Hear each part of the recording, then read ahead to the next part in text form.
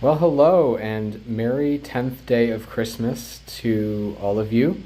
I hope you've had a good Christmas tide so far, having a happy new year. 2025 is going well for you. Um, it's Pastor John here with a cutting room floor episode. And these are just, things that I come across and kind of think about as I'm preparing my message for Sunday that just aren't going to make the message, but I think are still worth talking about a little bit. So, and I feel like I should just name it. I guess I'm wearing a hat. I'm indoors. Bad hair day, and it kind of fits the season. So it's cold out there today, so got the hat on. But I want to talk about prophecy. I think there's a lot of confusion about what prophecy is in the Bible, and we're not going to get into all of that, but specifically what it means that Jesus fulfills prophecy. And I was thinking about it because this Sunday is we're observing Epiphany, even though Epiphany is Monday, we're doing it Sunday. And in Matthew, there's a lot of these quotes right at the beginning of the gospel, especially that this happened. This took place to fulfill what had been spoken through the prophets. So, a good example in chapter 1, all this took place to fulfill what had been spoken by the Lord through the prophet. And then he quotes Isaiah, "Look, the virgin shall conceive and bear a son, and they shall call him Emmanuel." And you're like, oh yeah, so Isaiah said it, and it happened in Jesus, right? Later on, the Magi are looking for Jesus, and they go to Jerusalem, and they're like, well, where should we look?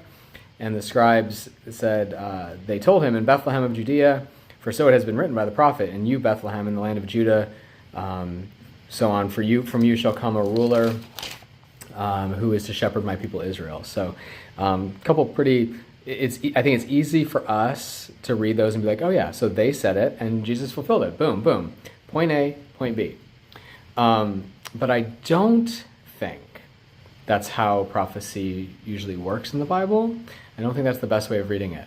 The New Testament writers are not quoting the Old Testament saying that such and such a passage predicted some detail about the Messiah's arrival and agenda, as though someone could have read the Old Testament through and been like, all right, so I've read the Old Testament, and now I know that a virgin is going to get pregnant with a God-human child, and they're going to go to Bethlehem to have the baby, and they're going to be visited by Magi, and they're going to take refuge in Egypt, and so on. I don't think that's what's happening. And this is not what New Testament writers are doing. And I don't think that's what they're suggesting the Old Testament is doing either, the prophets of the Old Testament. Instead, I think the New Testament writers have seen the coming of the Messiah, right? They've seen Jesus. The New Testament is written after Jesus, of course. They've seen and spent some time, some decades, actually, reflecting on Jesus' life and death and resurrection.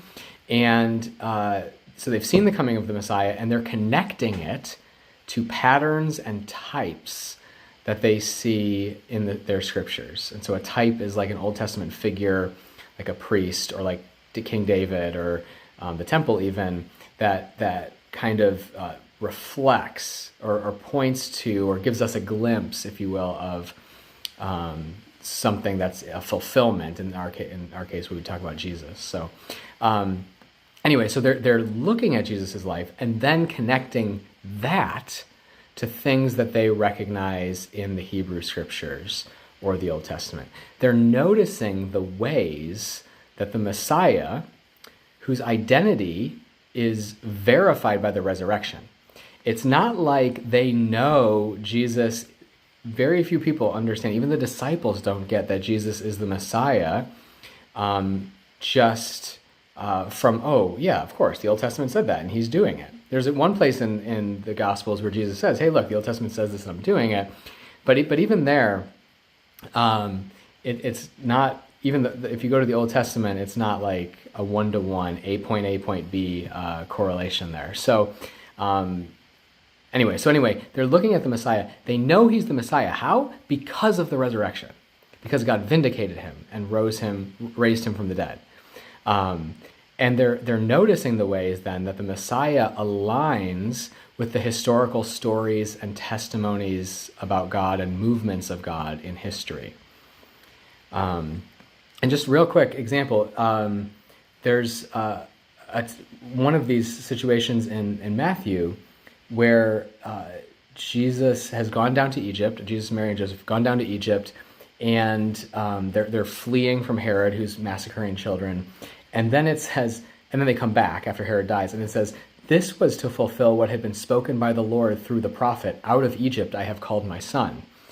And you read that and you're like, that's not a prophecy. That's from Hosea, and God is talking about how he brought the Hebrew people out of Egypt, out of slavery in Egypt. Out of Egypt I called my son, and he's referring to the people of Israel as his son. It's not a prediction. It's not telling us. You wouldn't read that in Hosea and be like, oh, there's going to be a person, a future person who's going to come out of Egypt, and he's going to be the Messiah. He would never do that. What he's doing is noticing these patterns in the life of the Messiah that jive and make harmony or bring alive in some way some of these Hebrew texts from the prophets and even stories in the Old Testament. So it's going kind of the other way than what we would think. We're thinking, oh, Isaiah or Hosea or whomever is talking, and they're like, oh, this is going to happen hundreds of years later. And then Jesus is like, boom, nailed it. Mm-mm.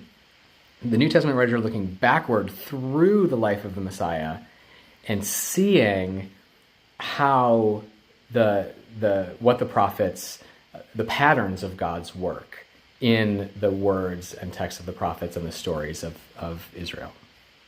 Is this making sense? You can't answer me. And I think let's just move ahead a little bit in the Gospels. In the Gospel of Luke, you have Jesus on the road with these two disciples on the road to Emmaus. This is Easter. He's just been raised from the dead, and they're talking, and Jesus comes up. They don't recognize him. He says, "What are you talking about?" And they say, "Well, we thought this guy was the Messiah, but then he was crucified." And Jesus doesn't say, "Oh, like the Old Testament predicted that," because you wouldn't read the Old Testament necessarily and think, "Oh, the Messiah is going to be crucified," right? There are hints of this, but there's also hints that the Messiah is going to do a lot of other things and not die. And so what happens is they're saying this, and Jesus calls them foolish for being slow to believe what the scriptures say. But when Jesus rebukes them, it's not that they should have had the whole thing figured out in all its details, and Jesus fulfills prophecy 1, prophecy 2, prophecy 3, prophecy 4, that they should have figured out all the details like Bethlehem and all that stuff. He's rebuking them for being like Peter earlier in the gospel, because when they're reading the scriptures and when they're looking at the Jesus story up until that point, they're reading it and interpreting Jesus in such a way that suffering and death are redacted out of the story. So they're not entertaining the possibility that the Messiah could suffer and die. For them, the Messiah's suffering and death disqualifies him, or Jesus' suffering and death disqualify him from being the Messiah. Oh, he must not have been it. Jesus rebukes them for that way of reading the prophets and the Hebrew scriptures. And so then what he does is he opens up the scriptures. It says he opens up the scriptures to them. And he's not like, oh, look, this verse in Isaiah was about me, and this verse in Micah was about me, and this verse in Hosea was about me.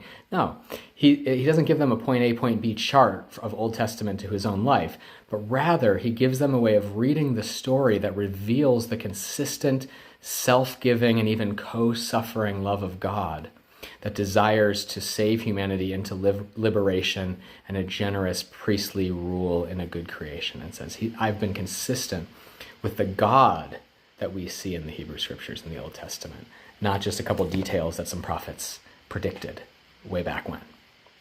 I hope this makes sense. I think it's really important that we kind of reflect on prophecy in that way, what the New Testament writers are doing. It's not like a parlor trick that the prophets are predicting all these details. It's a way of showing that Jesus, the Messiah in the New Testament, is consistent and the New Testament writer would say is the reflection, is the image of the very God who we've learned about and met throughout the Hebrew Scriptures and in the life of Israel. So, won't be in Sunday sermon, but I hope that's helpful, something for you to chew on and ponder. Looking forward to Sunday and getting to praise God and reflect on the Magi's visit. So happy Merry Christmastide, and see you on Epiphany. Bye.